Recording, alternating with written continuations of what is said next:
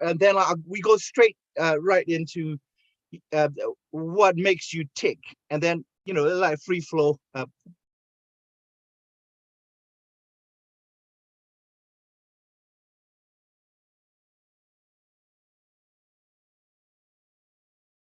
Good evening, if you are listening to this Democratic Struggles Dialogue live series. I'm the host and organizer based in UK, Maunjani from Burma originally, and a dissident for life, so it seems.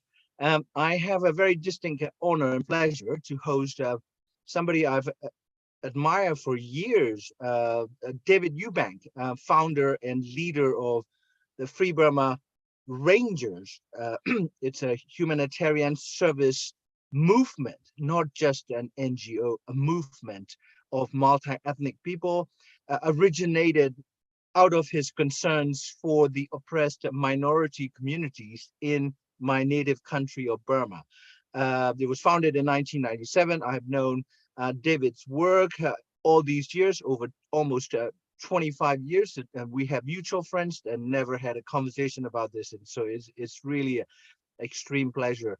David was born in the US, an American, the son of the Christian missionaries.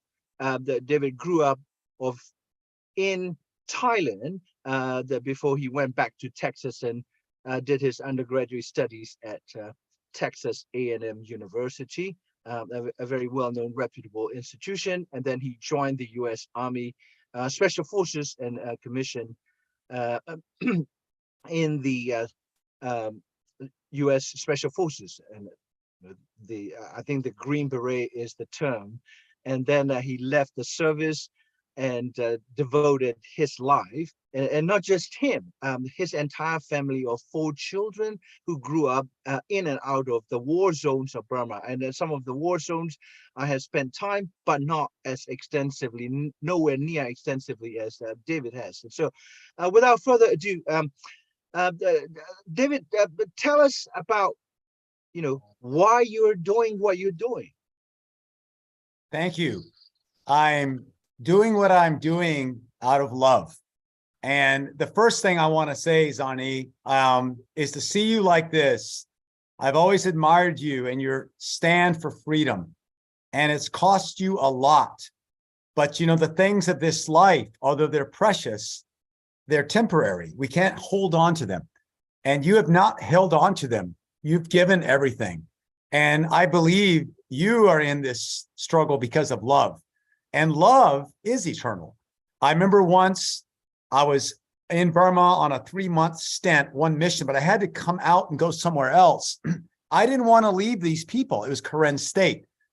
And I remember praying, and I felt God reminded me, nothing truly precious is eternally lost. It means a lot of things are precious, but eternal preciousness, you're going to see it again in heaven, in the world we can't touch, the spirit world. Right now, we're in this physical world. And so we got involved in your country because your people asked us to help. And it was initially actually the Wa people that said, please come and help us back in 1993. And so my wife and I, we weren't even married yet. I asked her to marry me many times. She said no. But after I was invited to Burma, she said yes.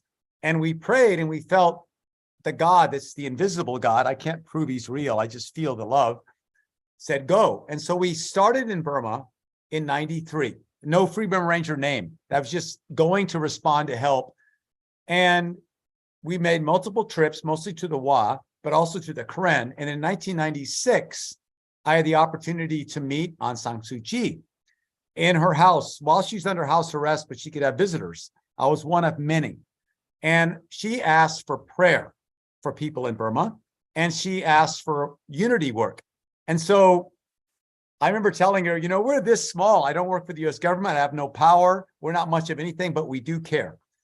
And we started working. And then as the 1990 offensive happened, 1997 offensive happened rather, which was a major offensive in Burma, we responded. And that's how the Free Burma Rangers started. And to answer your question more succinctly, the reason we're doing this is we feel this is God's place for us. That's spiritual. We intellectually feel oppression's wrong. That's mental. We love your people because they loved us first. That's emotional. And the last is physical. Zarni, I like to walk up and down mountains. I like the action.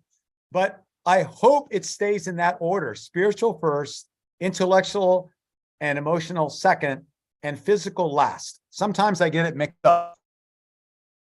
I'm so grateful to your people, your country, that they allow us to come for now, 25 years with this name, but 30 years total. And I have more hope now than ever before, but it's for love that we're going. Yeah, thank you for elaborating on the the role of spirituality and love, and also the intellectual opposition to things that you see as unjust and repressive. I was raised a Buddhist, and I'm a non-believer.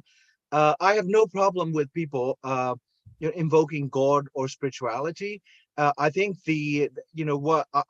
I mean, this is beyond right discourse. I will defend your right to believe. That's just a right discourse. But my view is from Buddhist cultural perspective, that we use the term metta, or the universal non-discriminate kindness and compassion. And so, we're in this together. There's this, whatever the nomenclature, whatever you call the principles or the force that push you forward and make you commit your life to sort of something that is not monetarily rewarding. I mean, it takes a certain conviction to do what you do. And so that's why, although there have been criticism that there is, because the association of Christian mission work with the old colonial exploitation and expansion, it carries the baggage. So when you invoke missionary work or Christian, or even the use of the word mission, people become a bit squirmish. Yeah. And then, of course, I would be straight honest, and I was a bit uncomfortable with the invocation of God earlier. Then when you prove that you really are driven by this, what I will call compassion for the repressed communities, and that's when you earn my unreserved respect. And so tell us about firstly the essence of what you actually do. I understand you have trained over 250 teams of relief workers from these are relief workers not parachuted in from Washington or London, but they're rooted in the communities of the oppressed. They're part of the oppressed community. You empower them, you train them, you equip them with skills, right? Just give the viewers a glimpse of your actual work on the ground. Thank you. And I'll go back, if I may, to the spiritual part. I also believe it's very important to defend people's right to believe or not believe. We have the right of belief and unbelief.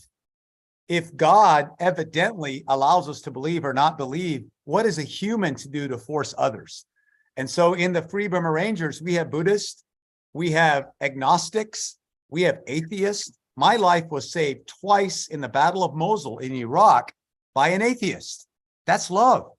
And we have animists, traditional religion, we have Yazidi, we have Muslims.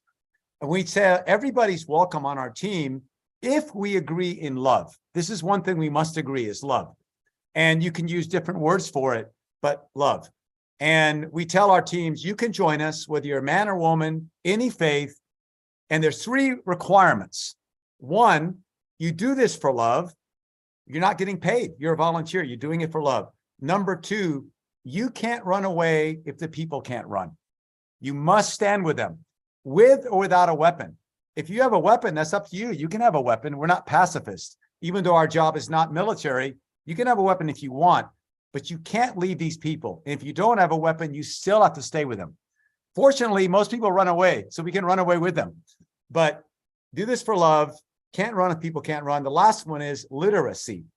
in any language, because to do good medicine and good reporting, you need to be literate. So love, literacy, and can't run away, courage.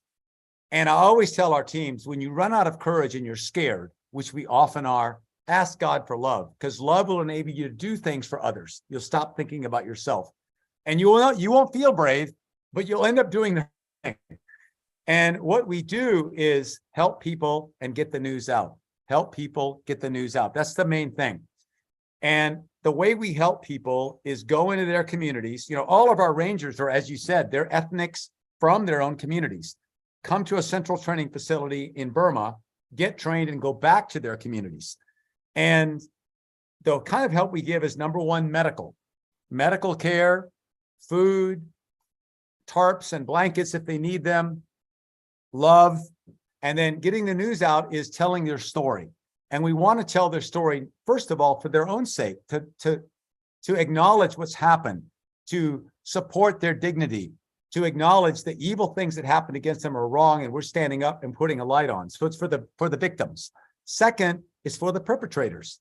So whether it's the Burma Army or someone else is saying, look what's happening. You know, most soldiers want to be heroes. They want to do good things. So when you see you're doing a bad thing, we hope that touches their heart. I'm not against the Burma Army or the Burma government. We want them to change. We're not better than them. We're not superior beings. We're humans. But the way that the military is acting is not the best way. It won't work. And so I always say to the Burma Army, we're not against you. Just don't hurt your people. We're with you. And then getting the news out is also so the international community can know what's happening. What they do about it's up to them. But they can't say we don't know what's happening. That's what I really appreciate, Zarni, about what you do. Just putting the light on. So help people and get the news out is our primary function on the ground. We're not a militia. We're not an army. We're not there to fight the Burma Army. We're not pacifists, but our job is not that. Our job is help the people and get the news out. And one little thing I'll say about that, from the beginning, we were training ethnic relief minority teams, Karen, Kachin, Shan, Lahu, Aka, Pa'o, Taang, all these teams, Chin, Arakan. We did not have any Burman teams. And we have trained thousands of people. And teams will stay 1 or 2 years, then go back and do what they were doing before. But after the coup, Burmans came and joined us. And what a blessing. What a blessing. I mean, that's half the country or more than half the country. We can't do this without each other. And the ingenuity, the education, the culture of Burman is magnificent. And it's improved the quality of our teams. And more importantly than that, it's brought real relationship. As one young man said, before I came here, I will only die for Kachin blood. He was Kachin. Now I'm with these people, I will die for all blood in Burma because we're all oppressed. And for the Burmans to come and look at the ethnic minorities and go, I'm so sorry we ignored you. Please forgive us. And then for the ethnics to look at the Burmans and say, I'm so sorry we hated you. Please forgive us. This is my hope. And we're at a very small level, but we see these ethnic people, Burman ethnic minorities working together. That is the most beautiful thing. Yeah, I want to just echo what you just said. This cross-ethnic, search for shared concerns and essentially common humanity. Beyond we belong to this particular country, therefore we must build solidarity. Of course, your work takes you to Mosul and Afghanistan, Kurdistan, and all these so-called hot spots. It's not hot spots. They're like hells for people who have to live there, right? Yes. And I have had a taste of the Korean war zones. Back in 2003, I was born in this 1963, and so that's only in my 40s that did I realize that the kind of hell that my own dominant ethnic community, particularly for someone who came from a extended military family, I felt it. I was like, well, I have to pay back. That we've created the hell for these innocent, vulnerable people that that through no fault of their own, they find themselves in this 3 generations of war zone in Karen State, like KNLA Right. Brigade 5. I was at the meeting of the brigade commander, stay there. I learned to handle like a firearm through my uncles in the army, as a kid, like, disassemble and reassemble, but never fire a single bullet. But it was the KNLA soldiers who allowed me, okay, let me, let us take you to the shooting range and we'll teach you how to do it. Right? And I saw how dire and the desperate, materially speaking, their situation, and so that's what turned me around and said, I know the people that were torturers or killers, and also have relatives that have been killed by the Karans and Shan, and so the Burma's become a web of like multiple tragedies, right? So we can't continue on this path of annihilation because we can't pursue zero-sum game. But if you say that, no one likes you. The military wants to annihilate the ethnic people. The resistance wants to completely destroy the army. That's also not possible if you look at what happened in Iraq, the dissolution of Ba'athist and the army. And so I want to ask you one thing, like, we're on similar page here. You had meetings face to face with, the peace minister, so to speak, ex-intelligence Colonel Aung, right? I was one of the very few, the first people who went in and said, and accepted military's offer to work together. But they were not sincere. They're not genuine when they say they want to, develop the country or, stop all these oppressive things or policies. What was your conversation like? I remember reading a story or your own words, meeting U All Men in the war zones, right? Can you reflect on your talk with, the number one in charge of negotiations back in, I suppose, like around 2010, 2012, when after ex-general Hlaing was made president? Yes. I think it was 2011 or 12. I think it was 11. So I was on the border going to another meeting, and all of a sudden, here comes an entourage of KNU and Burma military together on neutral ground. And I was in the middle of it, not on purpose. And I looked and I said, who's that? Hey, that's General Aung Min. Really? And I was only about 50 meters from him. He was walking this way, and I thought, well, I'm going to go meet him. I was wearing a Free Burma Ranger shirt, and I start walking to him. He looks at me and he goes, Free Burma Rangers. And I said, yes. And I grabbed his hand. I shook his hand. And I said, I thank God we can meet. I said, if we met in the jungle 24 hours ago, maybe you'll be dead and I'll be dead. I don't know. But look what happened. My daughter was next to me. She was about 7 years old then. And he said, this is your daughter? I said, yes. He said, I've heard you educated in the jungle. I said, yes. And then my other daughter and my son came, my wife came, and he met us all. He was very warm. And I shook his hand and I said, U Aung Min, can we pray? He said, yes, he speaks good English. He said, yes, I'm a Buddhist. I said, I'm a Christian. Will you allow me to pray? He said, yes. I grabbed his hand and I said, Lord Jesus, please help us find another way together. And I felt warmth. I felt genuine warmth. And he smiled and I smiled and I hugged him. And I said, I'll do anything to help. And then he said, he turned to my kids and he said something like, we are not your enemies. We want to try something new. And I'm proud of you kids. He looked them right in the eye. I felt he was sincere. So he asked me, are you willing to train Burma soldiers? And I said, of course.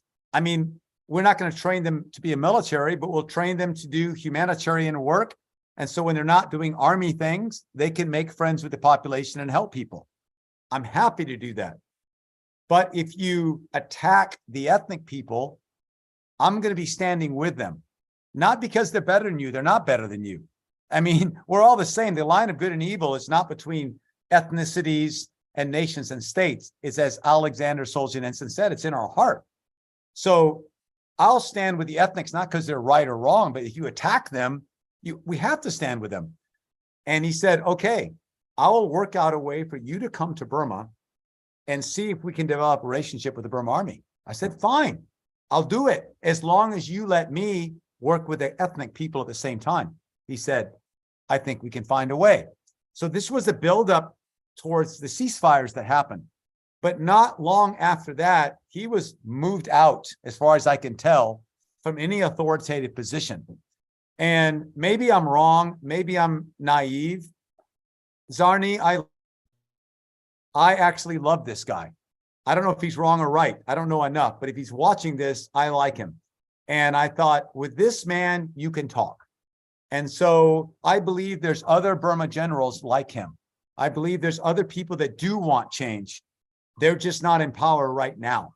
And so I was telling my team today, we write reports about Burma army atrocities because they're true.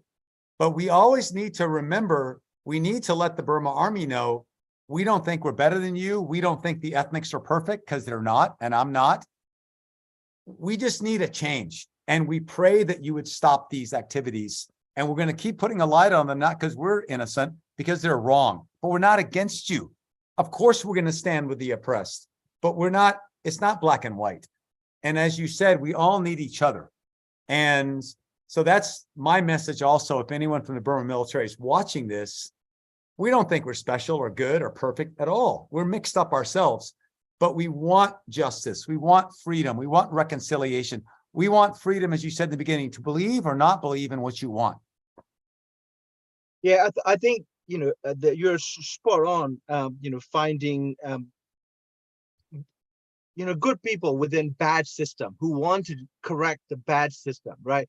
I have my own share of experiences with, these people and, different intimate encounters with generals and whatnot. Right. So, I'm approaching 60 this year, and, some of the top line generals shoe in for Mae Aung Hlaing's position are my contemporaries. Some are classmates, some are acquaintances or old contacts. Right? And so the problem we have so far is that we, the political scientists call this kind of thing like a path dependent. It's like, it's like a railroad. It's not like a freeway. You can find like other venues, to get to a particular or alternative routes. So Burma is a path dependent on this, like essentially self-destruction. I mean, you met like thousands of, Myanmar people, young people, old people from different racial or ethnic and faith backgrounds. And, they're talented, driven. Many of them are honest and want to be good and virtuous. But they're, all of us spending most of our waking moments to change or destroy the system. And the system is spending every single ounce of its energy to keep it going. Look at the vast waste of human potentials for trying to destroy it. So I want to ask you something that's slightly different, because you have done, so hundreds of field reports, right? The humanitarian situation, the military assaults on different ethnic communities, and often civilians are targeted, right? And you have a professional military background, and in one of the most professionally trained armies in the world. Some would say the best armed forces in the world. But I am a lay person, so I don't know. But what I want to share you a brief story. I once had a brief conversation with your former 5-star or 4-star general, General Pace, I think Peter Pace. He was the Joint Chief, chair of the Joint Chief. And this was at Georgetown, a leadership seminar, and he was an alumnus, and I was a new cohort. And I asked him point blank, the chairman general, what is the difference between U.S. Army leaving, death and carnage in different places? You've seen it. I don't need to exaggerate, right? From Vietnam to other places, because since the end of World War II, statistically speaking, every single war kills more civilians than the combat soldiers, right? So I asked him, how can you, what is the difference between, say, like, good and conventional soldiers leaving a great number of people dead and, by accident, perhaps, and the intentional killing of civilians? And he said, something at the time I thought was the US Army propaganda, which he said, we never target civilians. If we kill, that's an accident, and we apologize and we investigate. So we have a situation in Myanmar where, you are based in, along the borders at the moment. Do you see Myanmar Army's attacks, both Air Force and the infantry troops attack or target civilians as a kind of state sponsor the act of the terrorism? In other words, is this something that you think is sanctioned or even ordered by the highest level of command, in terms of command responsibility? Yeah, yes, definitely. I want to preface this by saying I have respect for the Myanmar Burma military, especially the ground troops, especially the infantry. They're tough. They're tough and they're brave. And no one should underestimate them. Good soldiers. At the same time, and I'm sure many don't commit atrocities and many don't want to. At the same time, Zani, it's hard to talk about what we've seen without crying. I mean it. It just really hits my heart. January this year, we saw jets fly over us in northern Karen State, go about 20 kilometers fast. They couldn't see us. We're in the jungle, to a village called Hlaing, which is not tactical or strategic in any way in Papoon district. It's just a little village. There's no KNLA forces there. There's nothing. In broad daylight, bomb a church and a school and a Catholic church, 2 churches and a school. Well, the students had already fled the weeks before, thank God, because it's about 3 in the afternoon. And the village was pretty empty, except for a mother and her 2-year-old baby. The back of the mother's neck and head were blown out by the first bomb, and the 2-year-old baby, who was running to the mother, as far as we could tell, hit by the next one, dead. The pastor, the Baptist pastor of the church, he was in pieces. Everything was ripped open. The elder with him that were doing repairs to the church, all we found were his legs. Nothing from the knee up, just from the knee down, vaporized.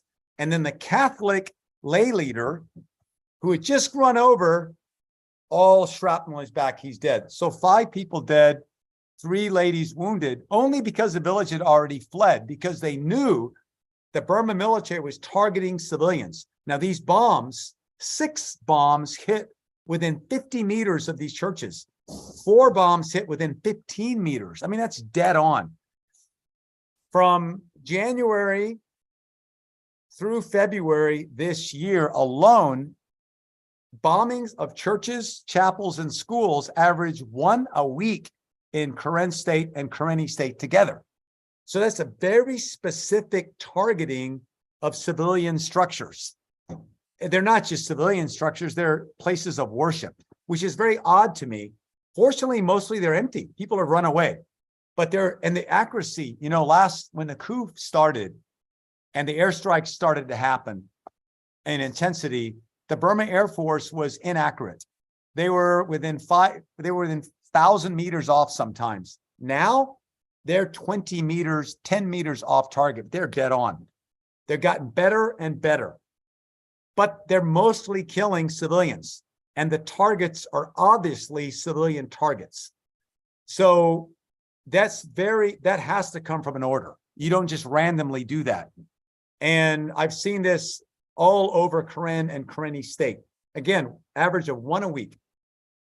And to see men, women, and children killed, mostly by airstrikes and heavy mortars. Just last week, a lady killed by heavy mortars in Karenni, where I just was, actually Pekan, just southern Shan State near the Karenni border. So the Burma military right now is specifically targeting civilians. I remember there was one day in Karenni State, February, I think the 4th. We already made a report on it.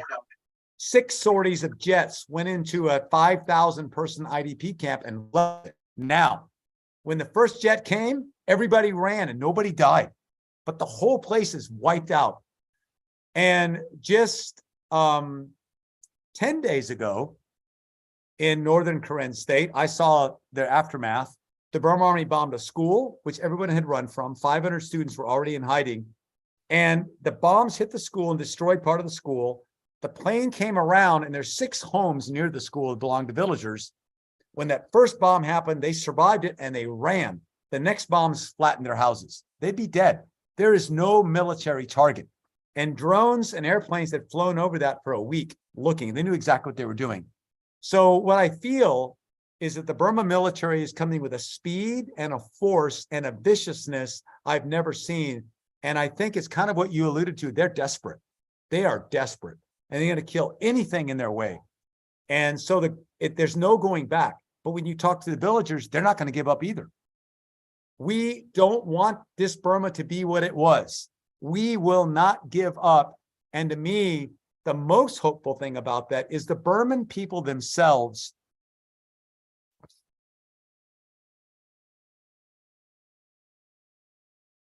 losing everything, coming out into the jungle and saying, we're going to change this country together. I really feel it. And I'm, Zarni, I'm moved with emotion because I love your people. It hurts when I see them killed. And I am so proud of these young men and women. Some, medical student, first year girl, left everything.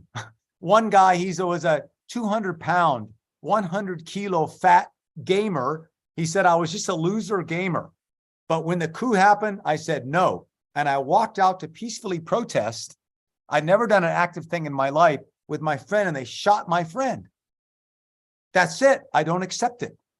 He now weighs about 100 pounds. He's a skinny little guy.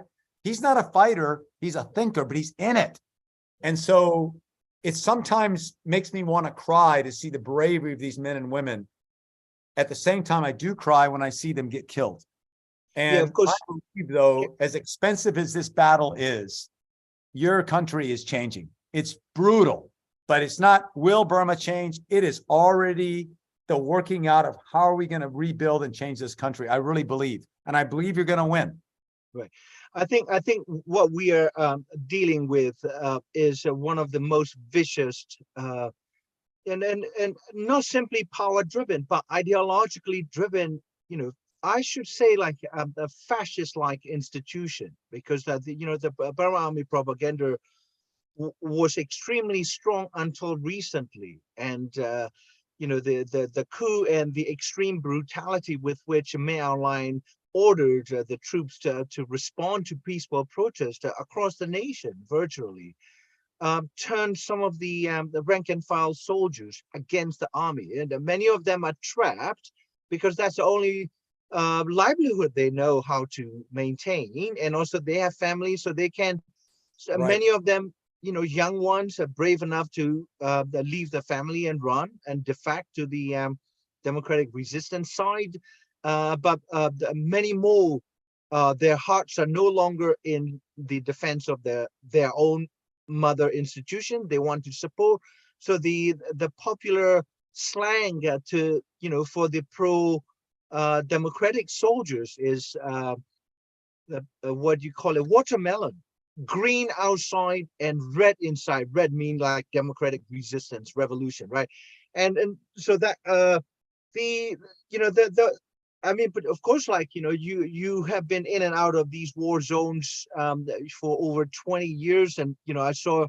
I was informed by our mutual colleague that you retrieved two savagely beheaded young the minority, persons, like the heads were severed. And that's the kind of thing that that you see in Middle Ages in Europe or in Asia, anywhere in the world. That was the standard governmental practice. Behead the dissidents, right? Behead those who fell from favor from the monarchy, right? But this is also something that you must have noticed in places like Mosul, where ISIS was the beheading people, right? And now the Burma army is routinely, not simply executing, hanging, on the pretext of criminal law domestically, but they are beheading young Burmese resistance fighters and their supporters, right? Collective punishment, the kind of thing that British colonial troops did in places like India or Burma. If one village produced a dissident or the anti-colonial fighter, entire village would be torched. This is more than full cuts. Full cuts like creating these like hamlets, putting them in a more controllable the geographic location. That's the thing of the Cold War. It's finished. The Burma army is doing 5 cuts. Literally, they're beheading people, right? So can you talk about what you notice on the ground, that this is happening across all ethnic communities? You talk about aerial bombings in mountainous areas where Burma Army intelligence field reports would admit that the terrain's very difficult for them. They don't speak local languages. As you know, on the 23rd of December, just 2 days before Christmas last year, the Home Minister presided over this intelligence chiefs or security chiefs meeting of like 56 people. Unanimously, they were saying we are losing. We are losing, and we can't penetrate. Human intelligence extremely poor. In other words, human intelligence collapsed because every single family or every other family has a resistance fighter across Burma. Not like maybe like 60,000 in the jungle, so-called. But there are urban the resistors, and so no one's passing information to any informants or like intelligence. And so what are you observing, through your professional eyes as a former U.S. Special Force, militarily, and the Burmese army's behavior? Well, yeah, I think at different levels. First of all, it looks to me like the Burma military, at least since the ceasefires, put a lot of their effort and money into technology. And so their drones have increased. They have Russian Yak-130 fighters and MiG-29s and others. They have Chinese Corum-8 fighters. They have multiple launch rocket systems. They've got armor, light armor, as well as tanks. And they've Hind attack helicopters. All those things I've mentioned, I've been faced with. In fact, one of my team members was killed right next to me, and I'm dragging his body outside of Loikaw as jets are bombing us and helicopters coming in. I thought I was back in Iraq. Tanks firing at us. Wow. And that's what I mean by a speed and a force I've never seen before. Fortunately for the resistance, the numbers of Burma army has actually dropped. Back in your time, the Burma military on the ground, a battalion was 300 to 400 men. Now it's 150 max. So they got excited by the shiny objects. They've got a lot more technology, but the number of troops on the ground has actually decreased. The ability of the Burma military to project power on the ground is decreased, not increased. And relying on air alone, although it's devastating and scary, it won't win. They can't win. And as you said, with so many people joining the resistance, their intelligence has dropped. Even some of the proxy forces in Burma that are officially allied with the government are actually secretly against them. I don't want to name them right here, but we've seen it. And we've been able to move casualties and things in and out of different areas because some of the proxies only pretend. So I look at that in terms of the atrocities, they've gone way up. The story you're talking about, the 2 people, I was in an IDP hiding place and these women came up to me crying. It was 3 women. They said, our husbands We ran from our village. The Burma Army came in and burned the village and left. So our three husbands went to see what cattle or pigs were surviving, and they would bring them back to our hiding place. They were caught. They were tortured to death and thrown in the sewer. The local KNDF, Karen National Defense Force, local volunteers, found the bodies in the sewer, but the Burma Army is still around. So they quickly made a quick burial and fled. And then this other woman said, yeah, and then my two brothers went to find those three guys. And they got caught by the Burma Army. They were decapitated, and their bodies and their heads burned to the neighbor's well. I mean, to destroy the well. But the bodies are down there. And then she said to me, can you get them out? And I was like, how long ago was that? 5 months ago. Well, they'd be completely decomposed. How deep is the well? About 35, 40 feet. How many meters is that? Is that 15 meters or 12, something like that? Wow. How are we going to get through all that water? And the Burma Army's there. And I said, well, let's pray. And we prayed. And then the KNDF soldier next to me said, we'll go help you. I said, really? And then I looked at the woman. Really, you want us to do it? She said, please. She's crying. So we snuck in there, which was impossible without the KNDF. They led us through. They formed a perimeter to block the Burma Army. Thank God the Burma Army didn't come. They're right outside.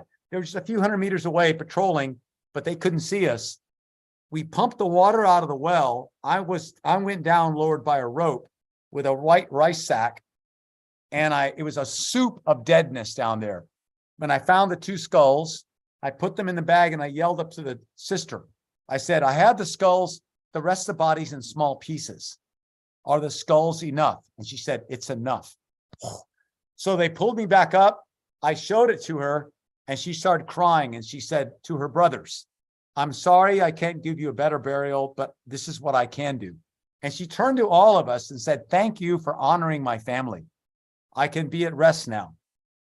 So why would the Burma Army kill these villagers? These are totally villagers, unarmed, never been in the military, never going to be in the military, not just kill them, but chop them up.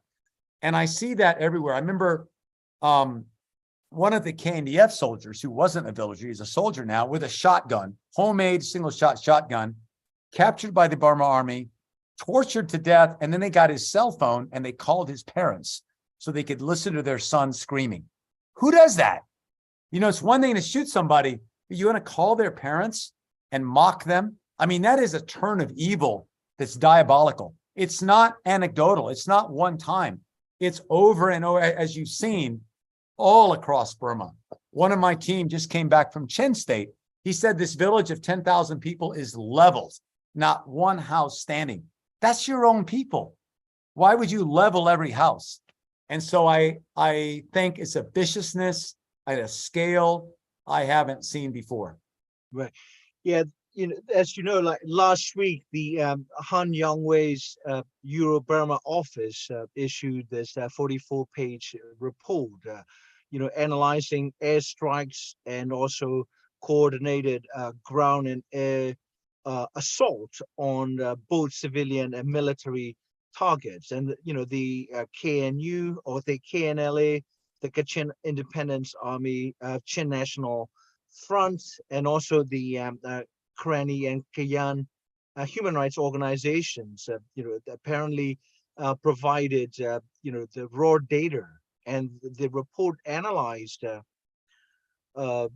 know, the raw data and essentially made an argument that the Burma Army has transitioned in terms of its strategy from its original counterinsurgency, the, you know, paradigm, you know, to counterterrorism. And you know, the paradigm insofar as the use of air force, right? And so there are some interpretation that point to the fact that the heavy or the increasingly heavy reliance since the coup. I think like the first airstrike was in March 2021 in the Karen area. And then it now airstrikes are almost indiscriminate. You know, only Naypyidaw, Rangoon, and Mandalay, maybe the Delta, Irrawaddy Delta, are spared from airstrikes because they're, you know, the urban guerrillas are not as strong as those who are coordinating their attacks with the ethnic revolutionary groups.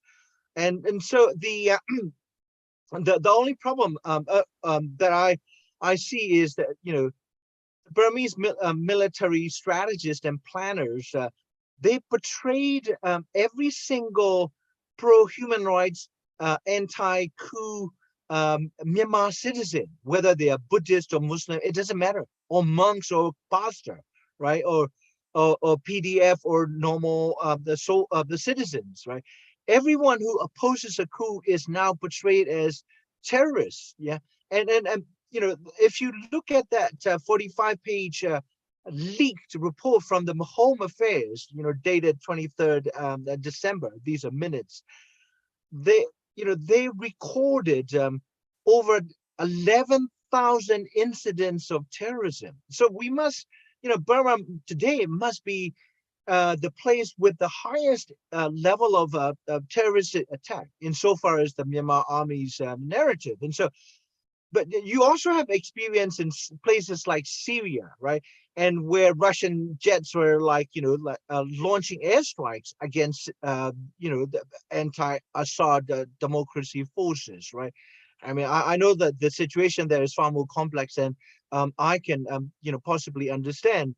But in terms of the military strategies, do you see the parallel between these two Russian-backed regimes in Damascus and Naypyidaw? That's very interesting. Yes, I think there's some parallels. I think that both the Russian Air Force and the Burma Air Force and military purposely target civilians. This is not propaganda. You see it with your eyes. And to try to be more complete and fair, I think the main reason is because they hate these people. They're afraid of these people. They don't care about them. They want to kill them. It's diabolical. But there's another point. They can't find exactly where the resistance is. And they're frustrated. And so they're just going to kill anything they can. They know where the civilians are. So in places like outer Damascus and now Idlib, there are just strikes right in the middle of a bunch of civilians because the Russians don't care and they don't know where the fighters really are. So let's just kill everybody and hope they give up. In Burma, it's exactly the same. Most, I would say 99% of all mortar strikes in Karenni State are directed exactly against IDP camps. 99%. The last major mortaring took place about 4 days ago. It hit a place called Cherry Hill. It's just a shopping area. There's not one KNDF position there. Everybody knows that. But the frustration, I think, of the Burma military is, where is the KNDF? Can't find them. Well, even if we think they might be here, they're probably going to be in a hole or jumping in behind a tree. So let's just hammer the villagers. We hate them anyway. And I think you're right. I think there's been a major transition of, okay, the way we're going to win this war is kill and frighten as many people as we can. Probably they don't want to kill everybody, but we will keep killing until enough people get scared and give up. I think that is their strategy. Yeah, I'm generally I'm proudly doing activism, but I also have a specialized training looking at atrocities. Whether it's a colonial atrocities perpetrated by the French and the English and others, particularly what we would today call genocides, colonial genocides, or the modern day genocides from the Nazis onward, right? And if you recall, what the Japanese did in Manchuria, right? The beheading of young Chinese men, there is extreme sadism. If you go to Auschwitz or Dachau, they're not simply extracting the labor out of the inmates, right? There was a marked the sadistic behavior that cuts across these colonial and fascist regimes. And back in the 1890s, the British launched something that they call pacification campaign of Burma, like the Kachins and Karens and others who resisted, not just the Buddhist Burmese in the heartland. So nobody wants to be under alien colonial rule, right? And so everyone resisted, whether there was a solidarity among the oppressed is a different issue. But what was common was that nobody, every community would fight back against any type of colonization or domination. And so this transitioning, that I don't know much about the Syrian army, but what I do know about the Burmese army, which I grew up with, and I was I was a military officer aspirant as a kid, and so I'm very familiar with the ethos. Theirs was, in addition to the regular troops, they also have the philosophy of people's defensive war. For the longest time, since 1988 uprising, the Burmese army's #1 concern was not the people, but the U.S. invasion. Paranoid regime that thought that Than Shwe, for instance, he moved the capital to Naypyidaw from Rangoon, because he was afraid that the Americans were going to come in at some point, because after what the U.S. did against Saddam, right? And so their paradigm was a people's defensive war. People is the ultimate defense of the nation, right? Now the people are against the military. There's no bond. If you're talking about like the Burmese army divisions and strengths are dropping or dwindling, they're not getting any recruits, because the traditional heartlands of Burmese army recruits came from places like dry zone, Mandalay, Zagai, Magoi, right? But these were communities that are now producing the most intense armed resistance against the Burmese army, right? And so, where do you think the entire resistance versus state armed forces struggle is heading? How do you see the current conflict or war in the country heading? Well, my hope is that the government as it stands now would fall, and that there would be a new government made up of Burmans and ethnics working out their own form of democracy together. Not American, not Swiss, not Yugoslavian. A Burma democracy will be very unique, and only the Burma people can do it. And it might copy a few things from other countries, but really it's going to be its own special arrangement. And I believe, as dangerous and violent and costly as it is, the Burmans and the ethnic minorities are working this out right now. Whether they realize it or not, they're working. When a doctor from Rangoon is performing surgeries in Karenni and negotiating for these supplies, and this Karenni is being saved by a Burman, and they're trying to figure out who has authority over what, they're working out what a federal system's gonna look like. And the Burma military, my only hope is that some people within the regime switch. Because if not, what I think will happen is more years of protracted war, extreme violence and bloodshed. But inevitably, this is my opinion, the dictators will fall. So the longer they hold on, the worse it gets. As you said, Burman people are tough. Go check out the Burman boxers. You don't want to box these guys. And the Burma army is tough. So when you got the young people who used to join you fighting against you, I don't think you can win. I just don't think they can win, because there's so much hurt and once you burn people's houses and kill their kids, they have nothing left to lose. Right. And so where I think this is going is into a change in Burma that there's no going back. And it's not going to be easy, but I believe that the military right now, any military officer that wants what's good for himself and his country will find a way to either change the way the military or leave it and join the opposition. But I think it's going to end with a form of democracy that only Burmans can determine what that is. And my hope is that the people of Burma get enough help to not make this last too long. Only the people of Burma can make their country right. No foreign power can. But foreign powers can send life-saving help in, and even military help, at least to stop the airplanes.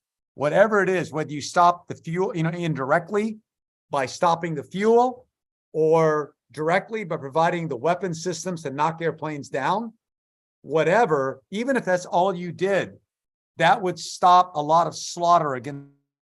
So you didn't ask this question, but I believe that interested and friendly foreign powers operating in the way that the Burma resistance desires, at least starting with humanitarian assistance, really will not only save lives, but it will speed up the change that I feel is inevitable. I just feel it. Because Zarni, I've never seen the unity I see now in Burma. It cuts across social, economic, religious, tribal, ideological, political lines. I think never in the history of Burma do you have this kind of unity that's so widespread. So I think the more people can help your people, the quicker it's going to change. I think David, you hit the nail on the on its head when you say there's an emerging unity. That unity is organic and at the grassroots level, and we still have the issue of elite struggles, right? I'll be very frank. Without the frankness and honesty, we can't properly assess where the revolution is and where it's heading. What the potential or challenges are. And the one problem remains, before I asked you one final question on the geopolitics, that is the old NLD guards, the old guards from the NLD, right, from Aung San Suu Kyi down to the foot soldiers or fourth or fifth line leaders that now lead the national unity government, right? They continue to operate. I'm speaking as a Burmese Buddhist and a formerly militaristic nationalist chauvinist from Mandalay. No one could be more militaristic and nationalistic than I was, right, in my old self.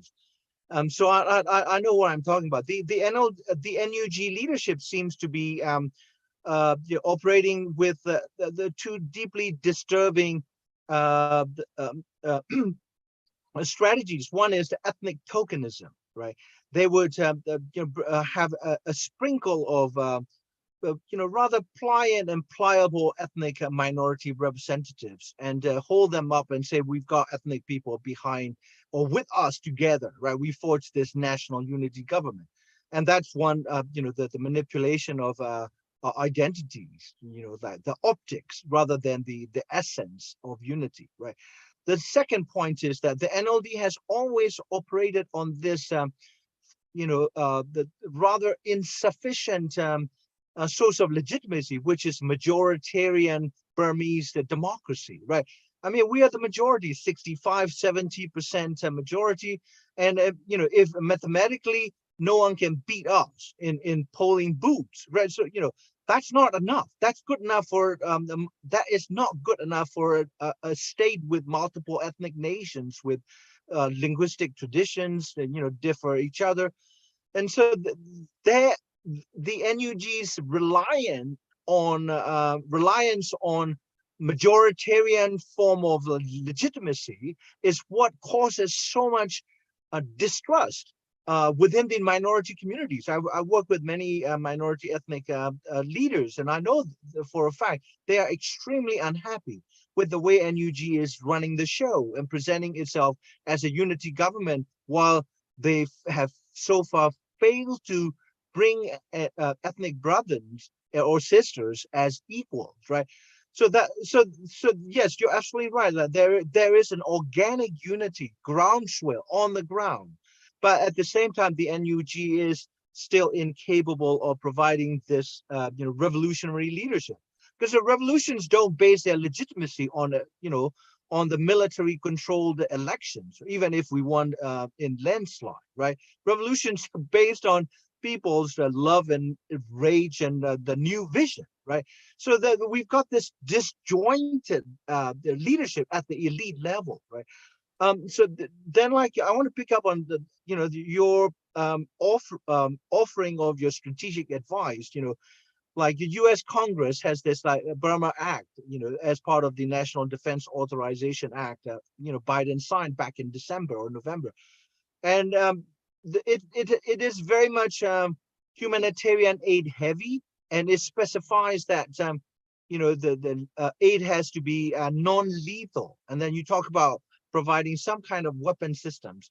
But do you think Burma is caught in this geopolitical catwalk?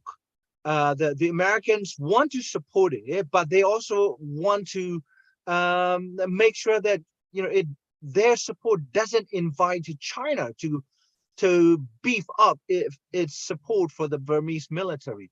So in that scenario, where Burma has become a site of secondary geopolitical struggle, if you will, between U.S. and China, what type of state actors beyond USA and others who may decide that this is something that that deserves the support that you mentioned, the same way the Ukraine resistance has been portrayed as fighting against an evil invader? Well, we've got an evil occupational force, although they look like Burmese. I mean, the Burmese public reject them. Then we don't accept them, right? So what's your final thought on this, the geopolitical dimension that has made Burma a double tragedy? Well, first, I think you put it very accurately. And I'm always remind, our teams, I ask them, who killed the American presidents? Were they communists? Were they terrorists? No, they were Americans. Who killed the top Karen leaders? The Karen. So it's not the ethnics are all pure and the Burman dictators are all bad. No, the line of good and evil is right here. Every day you got to decide. And so it's not black and white. We're working together in how we can solve this problem. I feel that looking at Burma, I have many friends in the NUG, Dr. Sasa, Dr. Zawai So, Susanna La So, Lian Sakang. I've already forgotten a couple, they'll be mad at me, but anyways, you know who you are. And I feel though, when you look at Burma, those people that represent a democratic, just movement in Burma, generally speaking, there's exceptions, are the ethnic armed groups. There'd be one group. So they're factors. The NUG is also a factor. All the different PDFs and CDM groups that are not really NUG, they're paying with their blood right now. They're not necessarily, they certainly weren't organized and started by the NUG. They existed before. There is a large group of them that are not NUG, and they're not ethnic armed group. They're their own people. They're fighting and paying in their own blood. They're going to want to say in what happens. And then there's other people in Burma, maybe like yourself or other friends I know, that are not in the NUG, but very much have an interest in a new Burma and will go back when they can. They also are legitimate representatives. And so my feeling is anybody who wants to help Burma has to talk to all these groups together. And in terms of assistance, what I feel is humanitarian assistance is, of course, needed in Burma. But we must continue to remind ourselves, this is not a natural disaster that's happened. This is a political decision with military results that causes the humanitarian situation. So you can't humanitarian yourself out of this. You can feed people every day, but if they're getting shot, they're going to keep dying. And as many villagers have told me, you don't need to bring us food and medicine. Just stop the Burma army and we'll feed you. And so you're just going to throw money away if you close your eyes to what's happening. And to me, it's unfair that the people of Ukraine, and I'm so glad they get help, they get billions of dollars of help. What's happening to people in Burma? And so I'm so glad Ukraine gets help. We've had some of our team helping there. But what about the people in Burma? And I remember the day that Ukraine was invaded, some big journalists were going to be coming to Karenni State, where I was. The big names, they all went to Ukraine instantly. And the Ukrainian people asked me, are you going to leave us too? I said, no. And so I believe there is a way. If you look at ASEAN, the ASEAN countries have found a way to exist with China. They may not agree with China, but they found a way not to fight China. And so I think there is a way for Burma to find its own way, and it's in the interest of the world that Burma is democratic. And of course, China won't like it. But there's other countries in ASEAN that are democratic, and China's not invading them. And Burma's not the only country that borders China. So there are ways, and I feel that it's in the interest of everyone in the world, including the Chinese, to have a free and democratic Burma. There will be its own form of government, not anyone else's stooge, not anyone else's puppet. And I believe the character of the people of Burma, the Burmans and the ethnics, they won't stand to be puppets. They won't. And they're going to win anyway. And it's how much blood are we going to allow to be shared, spilled while we watch? And my encouragement to the United States is, the US, you can't solve this problem. It's not your job to solve it. You have no idea how to solve it, but you can help the people involved that are trying to solve it. First with humanitarian, that's a no-brainer. But in the end, you're going to have to do more than that. You're going to have to do something, at least to stop the airplanes, something. And some way also, the more you're involved, the more right you have to speak. And you might have a way to negotiate even with the Burma military. I think you can always talk. You know, people say we won't talk to Min Aung Hlaing. Well, maybe you won't talk to him, but there's other people you can talk to. They need to know there's a way out of this. Right. So my encouragement is we're all in this together, and Burma needs more help. They're going to do it anyway, but it's a lot of dead people and a lot of crying kids. And we know what's happening, so we need to take more action. That's what I believe. Yeah. The very final request to respond to what I wish to say here. You know, you're American. You're with the armed forces, and you've seen you know, the U.S. policy formulations on Burma evolve over time. Do you think the United States is you know, paying lip service to support for democratic resistance? You know, because, like, you know, very recently, Scott Marcial, you know, former U.S. ambassador to Burma and also ASEAN and Indonesia, wrote a piece in Nikkei Asia, saying that the U.S. government support is only, in quotes, his words, notional. You know, there's no substance coming to the democratic resistance. And so do you think the democratic resistance is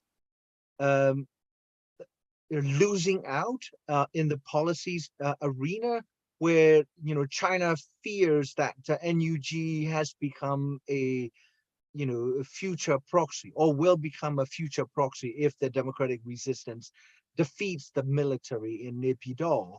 So therefore, they are distrustful of NUG because China doesn't want you know, American proxy regime, you know, across the southern border of Yunnan. And it, you know, from the perspective of the Americans, you know, Taiwan is the you know, the next Ukraine of Asia, not Burma, right? So therefore, the Americans pay lip service. I mean, U.S. government, but keeps its hands off. So in the process, the Burmese gets nothing. Yeah, and so we are neither receiving any support substantively to tip the balance of power in favor of the people, nor are we able to tell the Chinese, look, we're going to be neighbor forever. Geographically, we cannot divorce the two geographic entities. Therefore, can you stop your support to the system that creates 1.6 million IDPs in 18 months, in addition to 1 million Rohingyas, that were subject to Rohingya and that survived, right? So, what are your thoughts on this, tricky issue of between and betwixt world where the Burmese democracy movement is operating? Well, my first thought is this: to the Chinese government, the people of Burma are nobody's stooge and nobody's tool. You can look at all Burma history. Never. And Burma was part of the non-aligned movement long before. And Burma, the people of Burma, whether they agree with your system or not, are not a threat.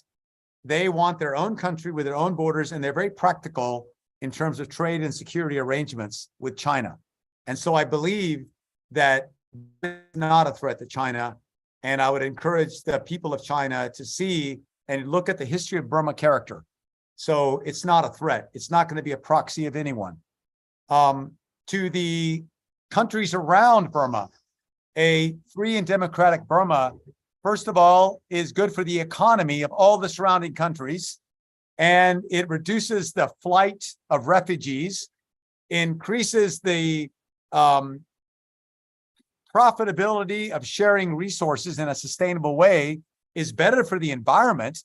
I just came out of Karenni, where they've been burning thousands of acres now of forest they never burned before. Why? They were chased from their homes. They had to plant.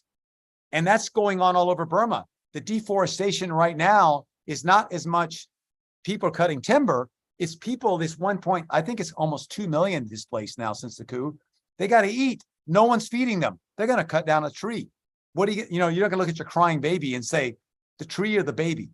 And so it's security, economics, environment. These are all what's in it for ASEAN.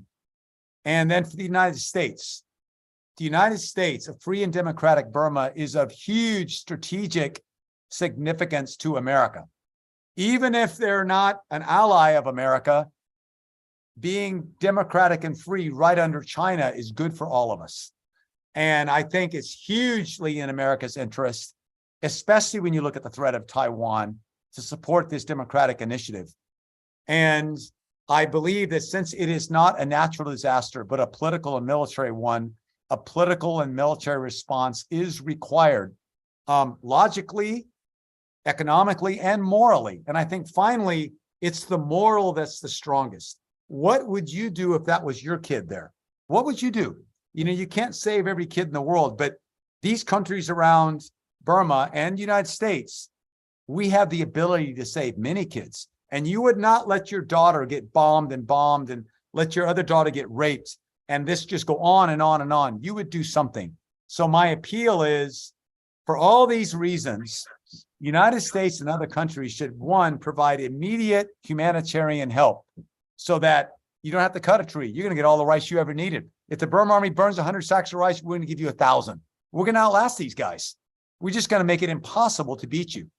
That's not military help. That's regular help. But I also think because of this indiscriminate bombing, not just indiscriminate, the purposeful targeting of civilians, you've hit this point that we say in the United Nations, never again will we have a Holocaust. Well, you're letting it happen right now.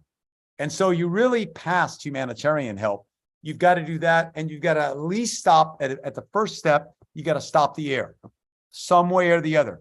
If you don't trust the ethnics with a rocket, then send your own airplanes. But you can't just watch these people get killed. So that's my hope, is that people come in to help. Thank you very much. You've been listening to, former U.S. Special Force officer and founder and leader of faith-based service humanitarian movement called Free Burma Rangers. It's now operating in major war zones across the world, and it originated in Burma. And David, thank you so much, and it's been a great honor to hear your thoughts. And I think that your voice needs to be amplified, reason and love filled. Thank you so much, and to you and your family. Hey, good to see you. God bless you. Piara Kane, Gaunji Bebas.